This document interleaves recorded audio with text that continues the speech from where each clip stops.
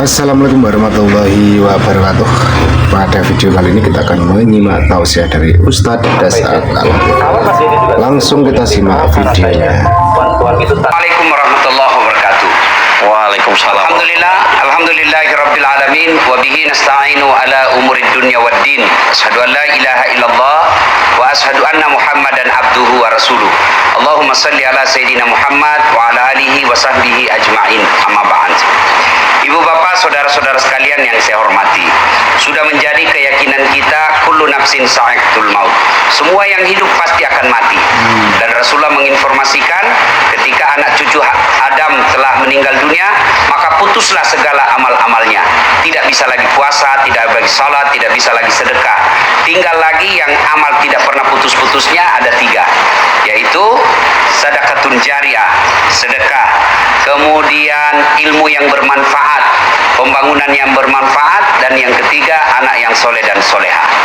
Kita sebagai anak tentu setelah orang tua meninggal, salah satu wujud berbuat baiknya adalah dengan tetap memelihara silaturahim kepada sanak saudaranya, keluarga-keluarga kita, dan termasuk diantaranya melakukan amal-amal yang ikut dinikmati orang tua, dalam hal ini pembangunan. Berkaitan dengan hal ini, bersama saya Ketua Umum PBHMI, BPP HIPMI. BPP HIPMI. BPP HIPMI. Ya, BPP HIPMI, Bapak Haji Mardani Haji Mami. Insya Allah kita akan berbagi ilmu tentang pengabdian anak kepada orang tua, lalu apa kaitannya dengan rezeki. Ya, Pak Mardani ini termasuk satu di antara sedikit manusia Indonesia yang menjadi pemimpin di usia muda. Beliau menjadi Bupati Kabupaten Tanah Bumbu, Kalimantan Selatan pada usia 26 tahun. 28 tahun. Memimpin kabupaten 2 periode. Yang sebelumnya menjadi anggota DPR Kabupaten Tanah Bumbu 3 bulan saja. 3 bulan. Nah, karena suara terbanyak akhirnya diminta oleh partainya untuk maju menjadi bupati, dan alhamdulillah menjadi bupati. Dan hebatnya belum selesai masa jabatan mundur. Di mana kita tahu budaya mundur atau berhenti di Indonesia itu sangat jarang kita temukan. Alhamdulillah. Selain beliau sukses di dunia birokrasi, juga beliau sukses dunia usaha. Beliau sekarang ketua umum, ya, BPP HIPMI. Ya, karenanya kita ingin mendengarkan pandangan beliau tentang pengabdian kepada orang tua dan rezeki. Ya, tidak bisa dipungkiri beliau pengusaha. Ya, dihitung jari pengusaha di Indonesia sukses seperti beliau di usia muda. Maka kita ingin mendapati amalan-amalan apa yang beliau amalkan sehingga bisa sukses seperti ini, minimal sampai detik ini. Ya, Pak Ketum, apa kira-kira resepnya? Ya. Tidak ada, Ustadz. Ya. Yang ada yang ada hanya pengabdian sama orang tua, ya. Dan pengabdiannya pun bagi saya, kalau kita mau sukses, ya kita juga harus berbeda dari orang. Saya dulu pertama kerja waktu masih belum berkeluarga, separuh dari pendapatan saya kasihkan kepada orang tua saya. Separuh dari pendapatan saya. Setelah saya berkeluarga, karena ada tanggung jawab terhadap istri dan anak-anak, akhirnya orang tua saya sisihkan gaji yang saya mampu waktu saya menjadi pengusaha. Tapi setahu saya orang tua Pak Ketum ini kan mampu. Ya. Kok ada niatan atau cara memberikan setengah padahal orangnya orang tua mampu?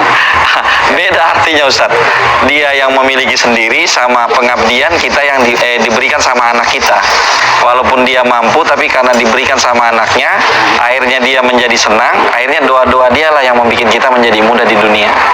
Benar. Jadi terbukti lagi salah satu ajaran agama, ridallah fi ridal walidain, suktillah fi suktil walidain. Ridanya Allah tergantung ridanya kedua orang tua, murkanya Allah tergantung kepada murka kedua orang tua.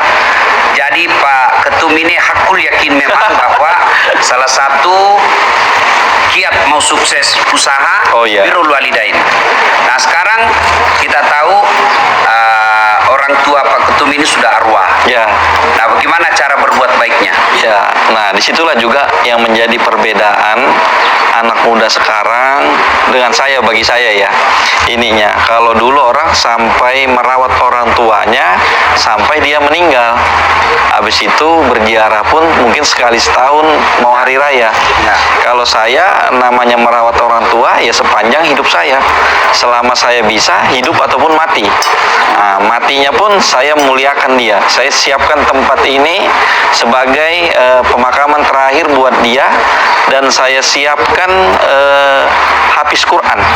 Jadi mulai dia meninggal dari tahun 2016 sampai sekarang 2020 udah haul keempat, tidak pernah putus dibacakan Quran mulai dia dikubur sampai sekarang, Pak Ustadz. Ininya. Bapak Ibu yang saya hormati, salah satu pengabdian Pak Ketum ini, Pak Mardani, adalah memuliakan orang tuanya meskipun sudah jadi arwah. Dan cara memuliakannya itu dibuatlah komplek pemakaman yang saya kira sangat jarang kita temukan. Biasanya pemakaman itu yang ada di benak kita menakutkan. Ya, malaki datang. Orang-orang Makassar bilang, malaki datang di kuburan. Angker. Tapi alhamdulillah di belakang kami ini ada makam ayah beliau, ya, subhanallah, dan dibuatkan apa namanya ini kira-kira pendopo ya? Alkah ya? Pendopo ya? Pendopo, ya. Pendopo yang cantik. Kemudian di sini, di samping sana itu, di sebelah dari gedung ini ada tempat anak-anak menghafal Quran. Dan yang menghafal Quran ini mereka ngaji di sini, seperti yang beliau sampaikan tadi, tidak putus semenjak dari 2016. Ya. Kemudian ada enggak bukti konkret Pak Ketum bahwa dengan memuliakan itu rezeki itu muncul? Saya rasa gampang, Pak Ustadz. Ya. Contohnya kan saya, orang banyak menjadi bupati, bupatinya di waktu tua. Saya menjadi bupati umur di 28 tahun. Dan itu bisa dihitung dengan jari berapa orang yang jadi bupati di waktu muda. Ya, itu tidak lepas dari berkat pengabdian dan mungkin doa sama orang tua. Habis itu orang mungkin banyak sukses, tapi suksesnya di waktu tua. Bagi saya merasa sudah sukses di waktu muda, dan rezekinya menurut saya juga tidak lepas daripada pengabdian saya kepada orang tua. Jadi ada saja rezeki yang diberikan kepada kita yang kadang-kadang di luar perkiraan dan dari rencana kita. Tuhan memberikan rezeki ini, Tuhan memberikan rezeki ini, ya mungkin karena ridhonya orang tua kita. Itu, Ustaz. Kalau saya hitung seperti saya, Ketum. Saya terinspirasi, akhirnya ada juga masjid saya bikin di kampung saya, namanya Bani Abdul Latif. Iya. Ya, keturunan Abdul Latif. Nah, setelah saya waktu lihat masjid ini haul kedua kalau saya tidak salah, saya datang diundang sama Pak Ketum, saya datang haul kedua, langsung saya terinspirasi. Saya mau bikinkan begini bapak saya. Dan tentu beda rekening saya dengan Pak Ketum. Ya, gampang sekali bikin begini, tapi saya hakul yakin niat saya baik, Allah mudahkan, dan ternyata betul. Saya bangunlah masjid. Ya. Ternyata setelah saya bangun masjid itu, saya merasakan sekali betapa banyak rezeki yang Allah turunkan kepada saya. Iya. Nah, termasuk rezeki dimaksud itu, ceramah saya makin viral setelah masjid itu jadi. Mungkin ada satu contoh yang Pak Mardani rasakan, mungkin ada berbuat baik, misalnya sedekah ini, tiba-tiba ada proyek saya lancar.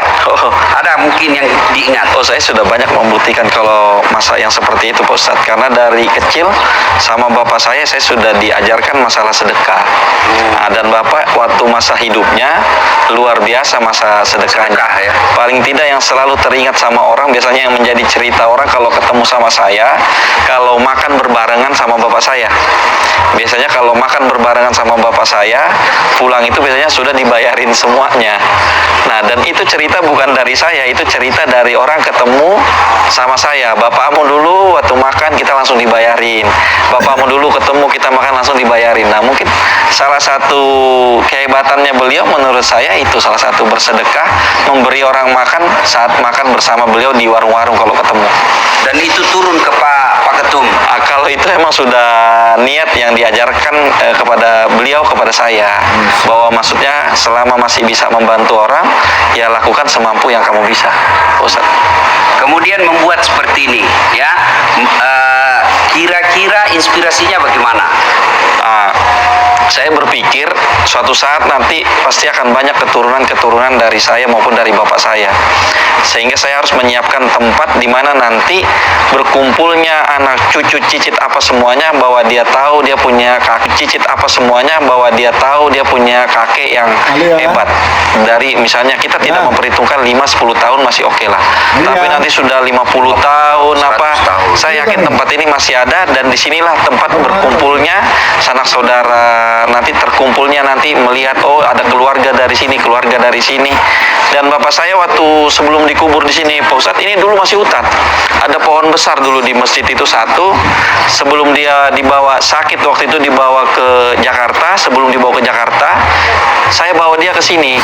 Nah, dulu dia minta dikuburnya di makam ibunya di Simpang yang sudah padat. Saya tidak bisa merawat lagi. Saya bilang lah waktu itu, Pak, mau ndak nanti dikubur di sini saat nanti kalau bapak meninggal? Katanya pergi ke sini. Saya sama dia berdua sini pergi ngelihat. Ya ndak apa-apa, saya kubur di sini aja nanti kalau sudah mati. Setelah itu sakitlah dia, pergi ke Jakarta, sampai berobat, sampai dibawa ke Singapura, akhirnya pulang meninggal, dan akhirnya dikubur di tempat ini. Oh, memang sudah wasiatnya pernah bahwa mau dikuburkan di sini. Oh iya, itu wasiatnya. Pemirsa yang saya hormati, ada 7 kewajiban orang hidup terhadap orang mati. Ya, 7 itu: 1, melaksanakan wasiat. Jadi kalau misalnya saya berwasiat, besok-besok saya meninggal, tunggu saudara saya, jangan makamkan saya sebelum dia datang. Misalnya saudara saya ada di Makassar, saya di Pinrang, maka wajib dilaksanakan. Kecuali wasiat itu di luar kemampuan kita. Kuburkan saya, ternyata di kampungnya selayar, nggak bisa nyebrang pesawat, boleh. Atau wasiat itu bertentangan dengan agama. Besok-besok kalau saya meninggal, siram saya hamar di atasnya, karena dia penjual hamar. Tidak boleh ya. Yang kedua, ya, kewajiban orang hidup terhadap orang mati adalah membayar utang-utangnya. Berkaitan dengan utang ini, Pak Mardhani, kira-kira ada enggak utang budi yang Pak Mardhani rasakan belum sempat dilakukan kepada orang tua dan wafat? Saya rasa seberapapun yang saya kasihkan kepada orang tua saya, tidak akan pernah selesai hutang budinya, Pak Ustadz. Ini adalah perjuangan, mudah-mudahan nanti saya pun juga dimuliakan sama anak saya, sama seperti saya memuliakan bapak saya. Dan itu sudah saya kasih contoh kepada anak saya semasa kecilnya dia. Maksudnya saya bawa dia berziarah, habis itu saya perlihatkan ini makamnya kakeknya dia, sehingga nanti akan terpikir dalam benaknya saat nanti saya mati, dia pun nanti akan seperti itu memperlakukan orang tuanya. Mungkin begitu, Pak Ustaz. Jadi saya dapat kalimat yang sangat menarik, bahwa apapun saya persembahkan, seluruh harta pun dipersembahkan untuk orang tua, tidak akan mampu membalas budi orang tua kepada kita. Tapi ada enggak kira-kira yang Pak Mardhani belum sempat lakukan untuk orang tua dan wafat? Oh, ada satu, Pak Ustadz, Iya. yang dulu belum sempat. Dulu beliau ini kan senangnya dulu pakai mobil sedan. Dan waktu itu saya pejabat dan juga pengusaha. Dan waktu itu saya mampu belikan sedan dia yang menurut saya yang menjadi keinginan dia. Sedannya dulu dia senangnya, sukanya sedan, saya mau belikan dia sedan Mercy. Saat saya mau belikan dia sedan Mercy, tapi saya terpikir saya sebagai pejabat, takutnya nanti dibelikan nanti sedan Mercy yang mahal, dibilang nanti duitnya dari sana lah, dari sini lah. Akhirnya saya urungkan niat saya, dan akhirnya sampai beliau meninggal Nggak sempat saya belikan mobil Mercy itu. Nah, mudah-mudahan sebagai gantinya ya membikinkan makam ini menjadi keinginannya beliau tercapai, mungkin itu. Ya. Jadi ada yang menarik. Nabi mengajarkan jangan karena perbuatanmu orang menjadi berdosa. Bahasa sederhana, jangan membuat peluang orang menjadi berdosa kepadamu. Beliau waktu itu mampu sebagai pengusaha, sebagai pejabat, mampu, terutama pengusaha, mampu membeli Mercy. Tapi ditundanya untuk apa? Menghindari fitnah. Karena nanti dia bilang orang, buat negara nak belikan bapaknya. Itu yang dihindari. Ya, subhanallah, pelajaran berharga buat kita. Tapi Pak Mardhani, meskipun Bapak belum sempat membelikan Mercy, kalau menurut ajaran agama, kalau Bapak mau orang tua pakai Mercy, sekarang sekarang ini, maka saya yakin sedekahnya Bapak yang senilai lebih dari Mercy itu sudah dinikmati sudah banyak. Dan pemirsa, perlu saya informasikan, setiap haul di tempat ini penuh, ya, puluhan ribu manusia di tempat ini, ya, disedekahi, diberi makan, diberikan suguhan dakwah, dan mereka datang dari bukan cuma di kabupaten ini, tapi di luar kabupaten. Alhamdulillah. Dan memang ada 3 cara berbuat baik kepada orang tua yang sudah meninggal. Kemarinnya ada 3 menurut Nabi, ada 3 cara berbuat baik kepada orang tua yang sudah meninggal. Yang pertama, mendoakan. Ya. Doa untuk orang tua meninggal itu tidak banyak juga, 4 saja kita minta. Ya Allah, ampuni dosanya. 2, terima amalnya. Ada amal yang tidak diterima. Amalnya siapa? Amal caleg. Coba pagi-pagi sumpah, pagi-pagi sarung supaya dipilih. Nah, itu tidak akan sampai. Pun kalau ada amal yang seperti itu, maka kita berdoa yang ketiga, ya Allah, terima. Nah, kemudian yang ketiga, lipat gandakan, dan yang keempat, lapangkan alam kuburnya. Kemudian cara berbuat baik kepada orang tua yang kedua setelah dia meninggal adalah bersedekah atas nama orang tua.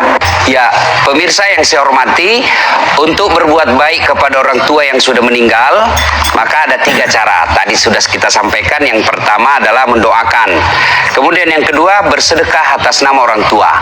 Nah, kira-kira untuk bidang sedekah ini gimana, Pak Ketum? Saya kan kalau di perusahaan Pak Ustadz ada namanya Yayasan Haji Maming, Yayasan 69 Haji Maming.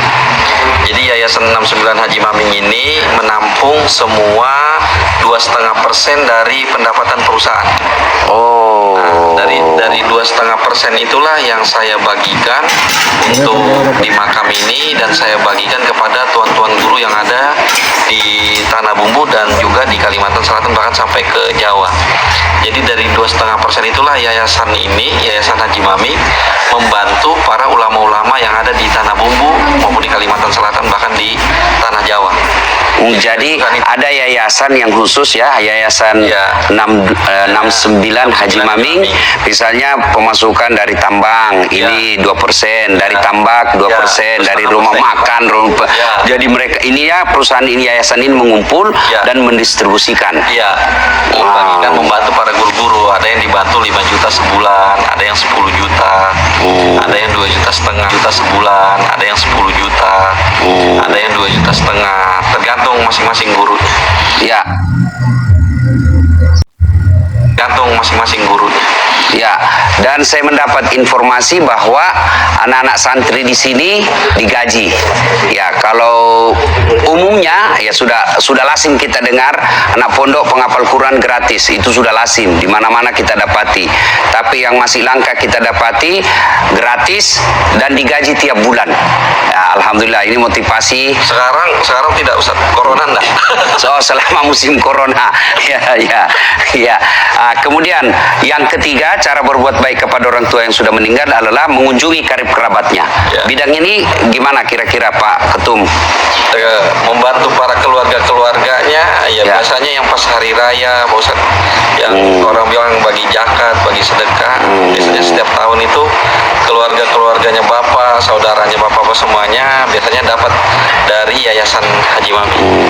Jadi Bapak ini hati pun masih bersedekah. Ya. Ya. Banyak di antara kita setelah orang tuanya wafat, ya selesailah sampai di situ, ya, tidak pernah lagi diurus. Nah, ternyata salah satu kiat meraih kesuksesan bidang usaha adalah mencari ridha orang tua meskipun sudah menjadi arwah. Nah, pemirsa yang saya hormati, saya sudah bertahun-tahun mengenal Pak Haji Mardani.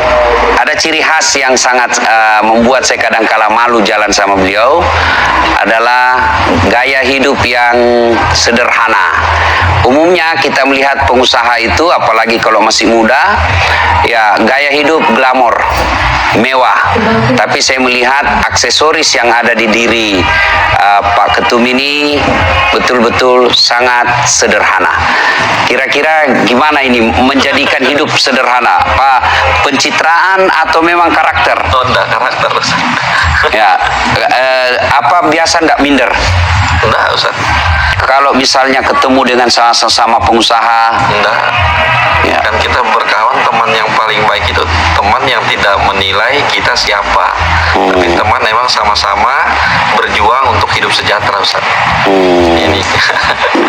Ya, itu yang sangat sulit diteladani oleh sebagian pengusaha, bahwa gaya hidup glamor. Beliau sederhana. Nah, nanti kita lihat sisi pribadi beliau yang lainnya ya. Insyaallah. Nah, akhirnya dari Kabupaten Tanah Bumbu kita bisa mengambil hikmah bahwa selain sekolah yang baik, selain manajemen keuangan yang bagus, salah satu yang bisa membuat kita sukses adalah berbuat baik kepada kedua orang tua. Dan memang Rasulullah Sallallahu Alaihi Wasallam menginformasikan ridallah fi ridal walidain, suktillah fi suktil walidain. Ridanya Allah tergantung ridanya kedua orang tua, murkanya Allah tergantung dari murkanya kepada kedua orang tua. Tidak berlebihan apabila Anda para pengusaha muda, apalagi yang baru merintis usaha, tidak usah cari muka sama pejabat atau politisi, capek. Tapi cari mukalah kepada Allah dengan cara menservis, melayani orang tua dengan sebaik-baiknya. Umar bin Khattab pernah bertanya kepada Nabi, "Ya Rasulullah, saya tahu tidak mungkin saya bisa melihat wajahnya Allah di dunia. Tapi saya mau tahu bagaimana supaya Allah tersenyum kepada aku meskipun saya tidak melihatnya." Maka Nabi menjawabnya, "Buatlah ibu bapakmu tersenyum, maka Allah pasti tersenyum kepadamu." Jadi kalau kita melihat orang-orang di sini, di makam ini datang, pembagian zakat, orang tersenyum, insya Allah Allah tersenyum melihat Pak Mardani. Insya Allah. Terlalu banyak orang yang mencari kesuksesan dengan menyembah sesamanya manusia, sementara lupa berbuat baik kepada kedua orang tua. Berbuat baiklah kepada kedua orang tua, karena itulah pintu masuknya kesuksesan. Insya Allah. Demikian, terima kasih Pak Ketum. Ada lagi barangkali pesan khusus? Tidak ada Ustaz. Tidak ada lagi. Ya, kita akhiri. Semoga ada manfaat. Saya Dasat Latif. Assalamualaikum warahmatullahi wabarakatuh. Waalaikumsalam. Itu tadi tausiah dari Ustadz Dasat Latif ya, tentang berbakti kepada orang tua. Semoga bermanfaat. Akhirul kata, mohon maaf apabila ada kesalahan. Assalamualaikum warahmatullahi wabarakatuh.